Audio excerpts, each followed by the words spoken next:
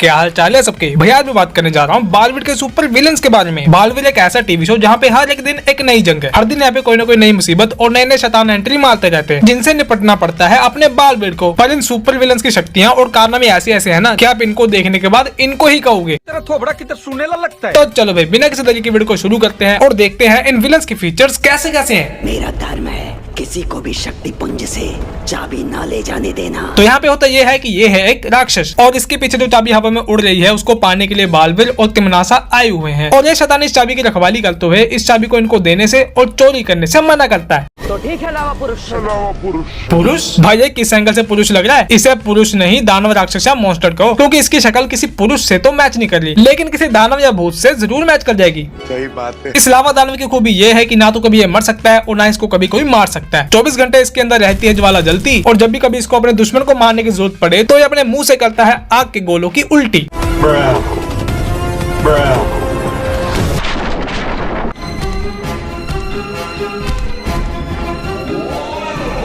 ये है देसी सैंडमैन। मुझे पता है कि आप में से कई लोगों ने ये विलन पहले कहीं न कहीं पे देखा हुआ है। वैसे ही बॉलीवुड शो बनाने वालों ने भी देख रखा था और इन्होंने स्पाइडरमैन के विलन सैंडमैन के कैरेक्टर को कॉपी करके अपने शो में पेस्ट कर डाला। स्पाइडरमैन का सैंडमैन बनता है एक न्यूक्लियर रिएक्शन की वजह से, पर यह सैंडमैन बनता है भयंकर परी नाम के एक भयंकर जादूगरनी की जादू की वजह से। स्पाइडरमैन का सैंडमैन बनता है एक बंदे की बॉडी से, पर यह सैंडमैन बनता है सिर्फ और सिर्फ सैंड यानी कि रेत से। जैसे किसी खिलौने को चालू करने के लिए उसके अंदर बैटरी का होना बहुत जरूरी है, बिना बैटरी के वो काम नहीं करता। वैसे ही ये सैंडमैन भी एक बिना जान का खिलौना है जिसके अंदर जान डालने के लिए, जिसको चालू करने के लिए इसके अंदर एक बच्चे को बैटरी की तरह डाला जाता है। यही नहीं, जैसे स्पाइडरमैन वाला सैंडमैन पानी में पिघल जाता है वैसे ही ये सस्ता सैंडमैन भी पानी में पिघल जाता है। यहाँ में पिघल गया। लेकिन फर्क यहाँ पे ये है कि ये वाला तो पिघल के मर गया पर ये वाला सैंडमैन अपनी सैंडमैन वाली बीमारी से सही तो नहीं हो पाया लेकिन आगे से विलन वाली हरकतें ना करने के लिए मान गया और स्पाइडरमैन के हाथों मरने से बच गया। ये भी ठीक है भाई जैसे कि हमने देखा है कि सुपर हीरो मूवीज या सीरियल्स में विलन लोगों का मेन मकसद होता है दुनिया को किसी न किसी तरीके से तबाह करना। वैसे ही बॉलीवुड के सुपर विलन्स दुनिया के साथ साथ इनके परी लोग को भी तबाह करना चाहते हैं। अब जैसे कि आप ये अगला विलन देख लो।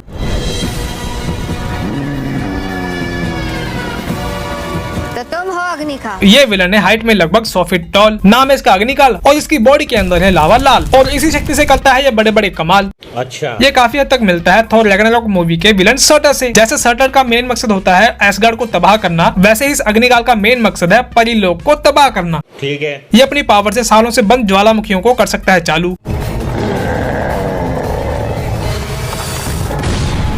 और पूरी की पूरी बहती हुई नदी को बना सकता है लावा का दलदल जिसमें आप पका सकते हैं आलू।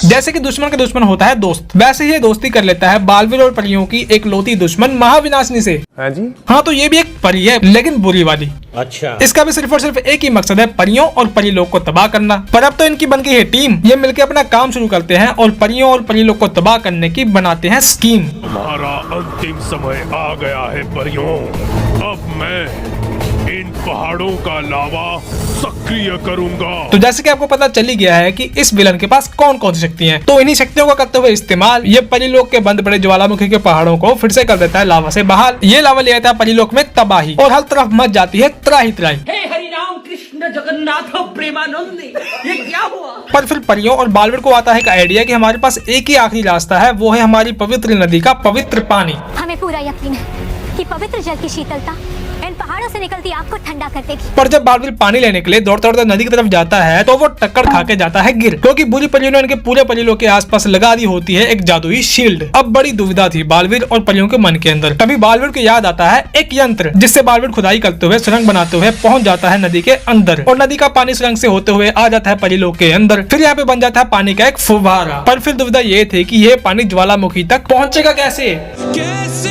हम करते हैं प्रबंध। बालवीर फिर अपना लगाता है दिमाग और एक खंबे के जरिए साइंस, ग्रेविटी, लॉजिक, फिजिक्स की सारी परंपराएं, प्रतिष्ठा, अनुशासन को तोड़ते हुए इस फव्वारे से पानी को 1 किलोमीटर दूर खड़े ज्वालामुखी के ऊपर डाल देता है। Well done. और फिर इसी पानी को बालवीर इसी खंबे के सहारे देता है इस अग्निकाल के ऊपर डाल और चली जाती है इस पवित्र जल से नहाने के कारण इस लावा मैन की जान।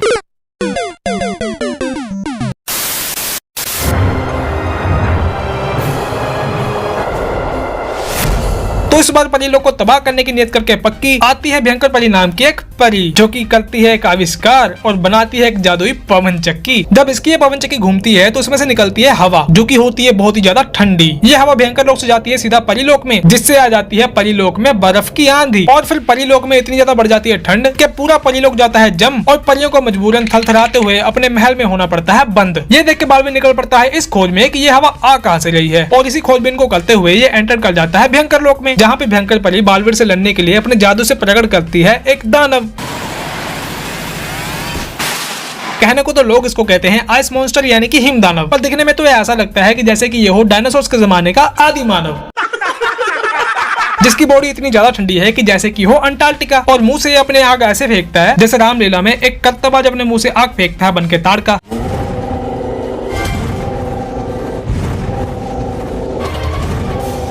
बताओ। अब जैसा कि आपको पता है कि एक विलन चाहे जितना भी हो लंबा चौड़ा हट्टा कट्टा शक्तिशाली पावरफुल, बालवीर ने तो सबको कर ही देना है गुल। वैसे ही बालवीर इस दानव को मारने के लिए अपने दिमाग की बत्ती को जलाते हुए एक बहुत ही सिंपल काम करता है। ये अपनी जादुई छड़ी से हिम दानव के पैरों के नीचे की बर्फीली जमीन को तोड़ देता है, और फिर विलन इसी गहरी खाई में गिर जाता है और मर जाता है। ला ला ला ला ला ला ला ला ला ला।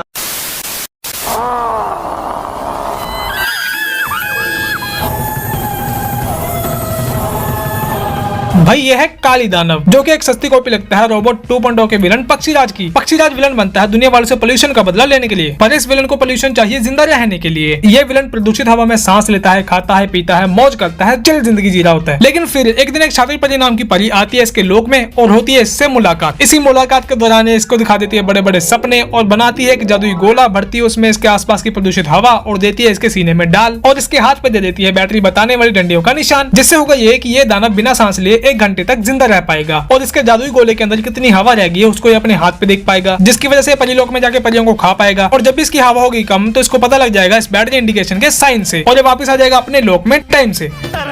इसी लालच में ये दानव खा के इस छात्र परी से हवा की गोली आ जाता है परीलोक में मचाने के लिए तबाही। फिर एक करके सारी परियों को जाता है खा, और हर किसी की चीखें निकल रही होती है। परियों को खाने के बाद पेट में बचाने के बाद आ जाता है धरती पे बालवीर से लड़ने के लिए। फिर ये बालवीर को मार के पटक के धरती पे लिटा देता है, पर जब ये बालवीर को मार के पटक के धरती के ऊपर लिटा देता है तो उसकी बैटरी हो जाती है कम, तो ये अपने लोक में वापस जाने की शुरू करता है तैयारी। इस युद्ध में शक्ति लगने की वजह से मेरे अंदर की शक्ति खत्म हो रही है। पर तभी इसके सीने से वो हवा वाली जादुई बॉल को निकाल लेती है शातिर परी। मगर क्यों? ये शातिर परी ये सब कुछ इसलिए करती है क्योंकि इस दानव को मार के इसके पेट के अंदर पड़ी परियों को भी मारना चाहती है, क्योंकि इसको पता है कि अगर ये जिंदा रह गया तो बालवीर इसके पेट के अंदर से परियों को किसी न किसी तरीके से निकलवा ही लेगा। क्योंकि अगर बालवीर ने तिलस्मी खंजर से तुम्हारा अंत कर दिया तो सारी अच्छी शक्तियां जिसका तुमने शिकार किया था वो फिर से जीवित हो जाएंगी। कुछ भी। ये सब देख के ये दानव भी पछता रहा होगा और कह रहा होगा मेरे साथ अन्याय हुआ है, मेरे साथ अन्याय हुआ है। चलो भी आप भी मेरे साथ अन्याय ना करते हुए इस वीडियो को लाइक कर दो, शेयर कर दो, चैनल को सब्सक्राइब कर दो। आज के लिए इतना ही, अब हम मिलेंगे अगली वीडियो में।